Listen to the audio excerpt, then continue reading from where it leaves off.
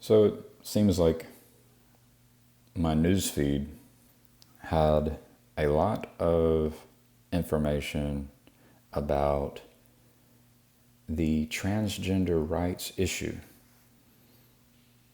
And so my thoughts are that if we steel man the liberal and the conservative, they are both caring for their children. So, Jesus taught that one of the most important things is that we should care for our children. When you harm a child, you would be called least in the kingdom of heaven. So, from the perspective of a liberal, the conservative is harming children, and from the perspective of the conservative, the liberal is harming children. And so there is a disagreement about what is harming the child, and it's ultimately the root of the disagreement, and perhaps most disagreements that happen in government. So that's the steel man. I'd like to help, create better systems of education and better systems of government. I think I can help. The only way that can happen is if we don't have arrogance, because when we think we are right and they are wrong, and we aren't skeptical about our own perspective, we're not able to change. And for me, we are making mistakes always. So you can think that you're on the right side of the issue, and you can think that someone else is on the wrong side of the issue, and maybe you are right. And even if you are right, there are things you can do better. So you're making mistakes. And so where is the focus on those who you think are wrong, or is the focus on how can I get better at being right? And what I want to happen is that when people focus on trying to get better at being right, who focus on learning instead of teaching, when people focus on learning instead of teaching, then we can end up learning things in which those who are in disagreement discover solutions which solve the disagreement.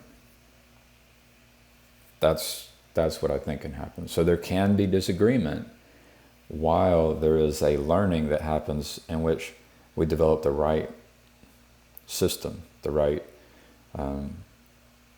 process, the right way to and the right way to participate. So that's the system, the processes and the procedures that define how we should participate.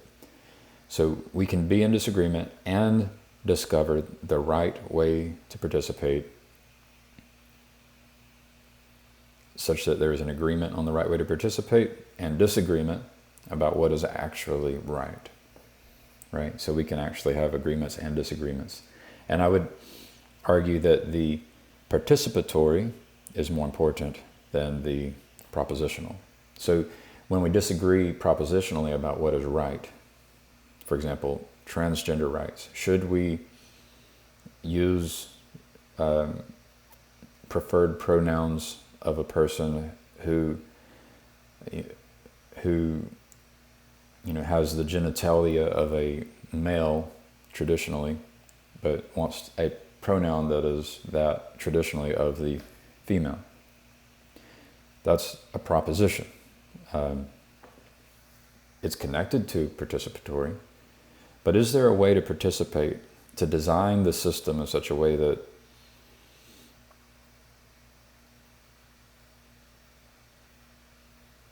for example, liberals go to schools for liberals, where teachers use preferred pronouns, and conservatives go to schools for conservatives, where teachers do not use the child's preferred pronouns? Can we have liberal schools and conservative schools? That way, there can be a disagreement about what the propositions are, but then there could be an agreement about the idea of segregated schools based on culture, self-segregating schools. And so the question would be, how would you create self-segregated schools? So that's the idea. I'm going to leave you with a poem from Sir Johnny Cash. My daddy left home when I was 3, and he didn't leave much to ma and me, just this old guitar and an empty bottle of booze. Now, I don't blame him because he run and hid, but the meanest thing that he ever did was before he left, he went and named me Sue. Well, he must have thought that is quite a joke, and it got a lot of laughs from a lots of folk. It seems I had to fight my whole life through. Some gal would giggle and I'd get red, and some guy'd laugh and I'd bust his head. I tell you, life ain't easy for a boy named Sue. Well, I grew up quick and I grew up mean. My fists got hard and my wits got keen. I'd roam from town to town to hide my shame. But I made me a vow to the moon and the stars that I'd search the honky-tonks and bars and kill that man who gave me that awful name. Well, it was Gatlinburg in mid-July, and I just hit town and my throat was dry. I thought I'd stop and have myself a brew. At an old saloon on a street of mud, there at a table dealing stud, sat the dirty, mangy dog that named me Sue. Well, I knew that snake was my own sweet dad from a worn-out picture that my mother'd had, and I knew that scar on his cheek and his evil eye. He was big and bent and gray and old, and I looked at him, and my blood ran cold, and I said, "My name is Sue. How do you do? Now you're gonna die." Yeah, that's what I told him. Well, I hit him hard right between the eyes, and he went down, but to my surprise, he came up with a knife and cut off a piece of my ear. But I busted a chair right across his teeth, and we crashed through the wall and into the street, kicking and a-gouging in the mud and the blood and the beer. I tell you, I've fought tougher men, but I really can't remember when. He kicked like a mule and he bit like a crocodile. I heard him laugh and then I heard him cuss. He went for his gun and I pulled mine first. He stood there looking at me and I saw him smile.